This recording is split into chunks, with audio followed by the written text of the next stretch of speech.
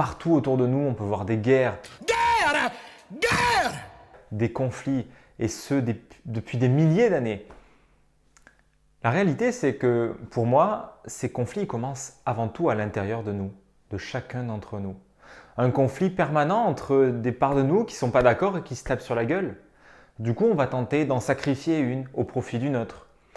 Et ce déséquilibre se perpétue jour après jour, semaine après semaine, mois après mois, et ainsi de suite, créant des tempéraments, créant des caractères, des identités. Je plaignais sincèrement les garçons qui s'entassaient dans les salles de gym pour essayer de ressembler à ce que Calvin Klein ou Tommy Hilfiger leur disaient d'être. C'est à ça que ressemble un homme.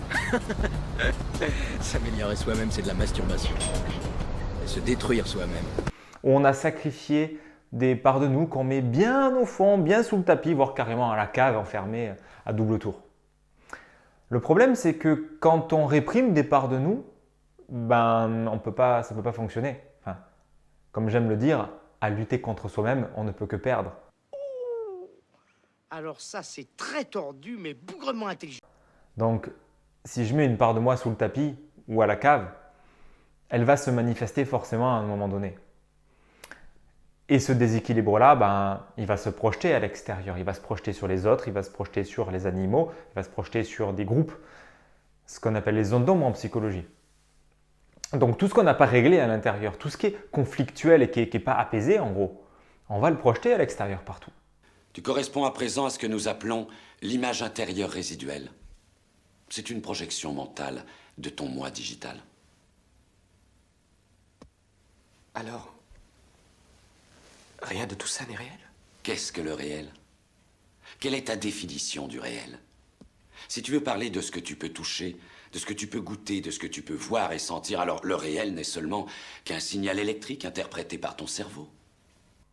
C'est pour ça que, à mon sens, une démarche saine d'épanouissement de soi, de connaissance de soi, ça commence avant tout par se connaître tel qu'on est.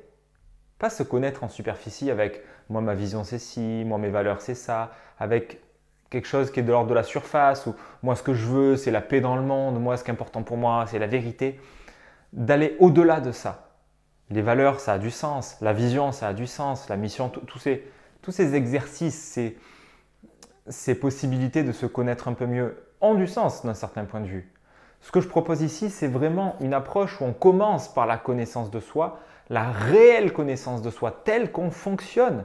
Tous les mécanismes égotiques en fait, de nous voir tels que nous sommes. If you're leaving, just go. No, don't go. Don't go, you idiot. Don't go! C'est pour moi que, ce premier pilier essentiel de connaissance de soi commence par se voir tel qu'on est, réellement, sans les artifices, sans ce que j'aimerais être, sans la façade que je veux montrer au monde, sans l'idéal du moi. Tout ça, ça peut aider à se connaître, bien sûr. Mais ce qui aide encore mieux à se connaître, ce sont les mécanismes égotiques permanents, quotidiens, qu'on peut voir à l'œuvre, dans la relation avec les autres, dans notre relation à nous-mêmes, quand on se lève le matin, quand on bosse, quand on mange, quand on regarde la télé ou quand on lit un bouquin. Quoi qu'on fasse, ces mécanismes-là, ils vont toujours revenir. Dès qu'on est fatigué, dès qu'on est stressé, pouf, ça ressort, magie. Tu seras privé de dessert. Quoi? Pas de dessert? Non mais attends, il est sérieux lui? Voilà colère. Il est très à cheval sur la justice et l'impartialité. Ah ouais, alors c'est comme ça que tu te prends moustache. Pas de dessert donc. Eh ben tu l'as voulu, on va te la finir ton assiette. Mais c'est surtout toi qui vas déguster! Eh ben, ça nous aide énormément à nous connaître. Et entre autres, l'énéagramme est une grille de lecture qui peut nous permettre de comprendre comment on fonctionne et pourquoi on réagit de telle ou telle façon. Donc, c'est déjà le premier point, c'est la vraie connaissance de soi. Ensuite, le deuxième point qui va juste après, c'est recréer de l'harmonie à l'intérieur de soi. Parce qu'on va avoir des parts égotiques, des parts plus proches de l'essence, plus proches de notre être. Il y a tout un tas comme un grand royaume à l'intérieur de nous avec plein de sujets. Certains qui jouent au roi, d'autres qui jouent au tyran, d'autres qui jouent à la victime, à celui qui est au cachot, d'autres qui… Enfin bref, il y a plein de parts de nous. Et souvent, ça manque d'harmonie. Il y a cette guerre, il y a ces conflits à l'intérieur de nous. Il y a des parts réprimées, il y a des parts qui prennent toute la lumière. Et c'est cette absence d'harmonie, ce déséquilibre qui va se manifester tous les jours et qui fait qu'on se sent plus ou moins stressé, plus ou moins apeuré, plus ou moins en colère. Il y a plein de choses qui font qu'à l'intérieur, il n'y a pas la paix, quoi. Donc l'idée, c'est ensuite, une fois cette connaissance de soi à minima posée, on va recréer de l'harmonie et de la paix dans le système. Pour que tout ça recrée une forme d'unité, de l'individuation au sens de Jung. Ainsi, on devient un individu indivisible au sens indivisible. C'est-à-dire qui n'est pas séparé, qui n'est pas splitté. Il sera pour moi. Pour nous. Oui, c'est ce que je voulais dire. Avec notre éducation, avec la société, la culture, on est splitté, on est coupé avec ces guerres d'une part entre des différentes parts de nous. Et ben, ça s'apprend et la vie elle est tellement plus légère et tellement plus simple quand on apprend à faire ça. Mais c'est pas facile à faire tout seul, je te l'accorde. Ensuite, on a un troisième axe, c'est de s'exprimer. Une fois qu'on se connaît bien, on se connaît en profondeur, vraiment tel qu'on est, même si c'est jamais terminé, qu'on a remis de l'harmonie, de la réunification dans ce système-là, qu'on a arrêté les petites guéguerres et qu'on cherche plutôt à s'écouter, à se comprendre et qu'on remet de l'harmonie là-dedans, ce royaume intérieur, il va avoir envie de s'exprimer, on a envie de s'exprimer, on a quelque chose à apporter en ce monde. Mais pas en faisant, pas juste avec du faire, comme moi j'ai voulu le faire pendant tant d'années, juste en étant qui on est. En étant posé là où je suis, mon être, il va s'exprimer, il va avoir des choses à dire, des choses à faire, mais ça part de l'être, ça part de qui je suis. Je veux, à la manière d'un arbre, me retrouver à l'endroit où ça pousse pour moi. C'est très simple, je dois rejoindre ce que j'appellerais un état d'être particulier. Et cet état d'être, c'est la conjugaison de l'état présent et de l'état désiré. C'est-à-dire que mon état présent, c'est que je suis ce que je désirais le plus être au monde. Donc c'est là où c'est intéressant, c'est de partir déjà de cet endroit où je me connais. Je suis à minima en paix avec moi-même. Et là, boum, il y a quelque chose que j'ai envie de proposer, d'exprimer au monde, l'expression de soi. Donc pour moi, il y a ces trois volets, ces trois piliers qui vont ensemble, de connaissance de soi, de faire la paix avec soi, harmonie et d'expression de soi.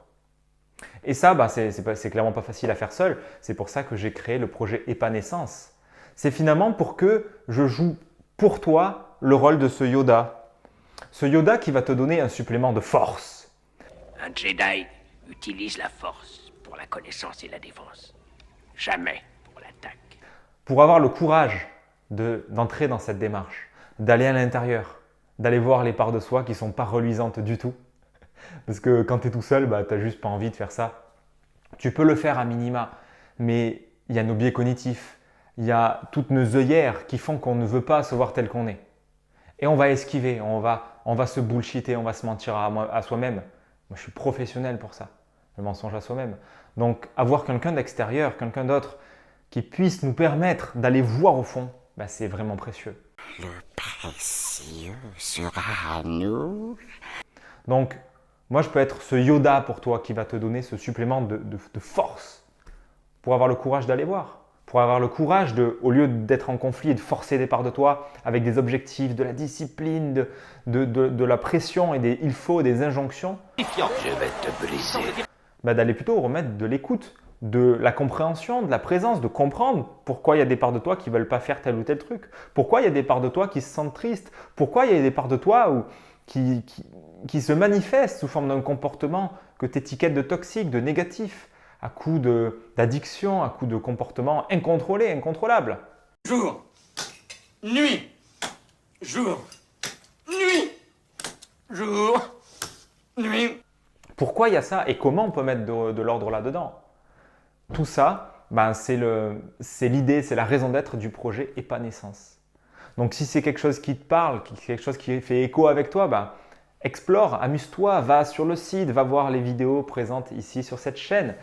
Et je serai ravi d'échanger avec toi, de te rencontrer, de simplement œuvrer ensemble, de voir ce qui émerge. Donc, je te souhaite une bonne visite, je te souhaite une bonne continuation et je te dis à la prochaine sur Épanescence. Hasta la vista, baby.